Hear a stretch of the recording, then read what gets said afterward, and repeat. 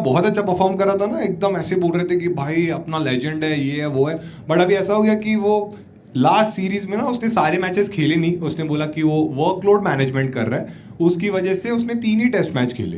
तो उसके बाद सारे क्रिकेट फैंस ना उसको ट्रोल करने लग गए कि भाई आईपीएल खेलते वक्त तो तेरा फिटनेस सही रहता है, टेस्ट मैच में क्या हो जाता है, तभी क्यों नहीं खेलता। और ये क्रिकेट फैंस बोल रहे थे तो समझ सकते कि वो एक्सपर्ट्स नहीं है, बट अभी एक्स क्रिकेटर्स भी उसको ट्रोल करने लग गए।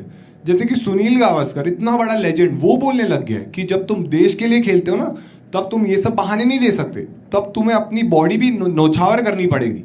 और मुझे गावस्कर के लिए सही लगता है, क्योंकि गावस्कर ने अपने बॉडी के बारे में कभी नहीं सोचा, इसीलिए गुटखा बेचता है। बोल रहा है देश के आगे कैंसर क्या चीज है।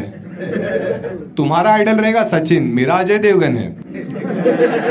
गावस्कर इतना बड़ा लेजेंड था भाई, व्हाइट बॉल के मैच में आता था, बॉल को रेड बना देता था।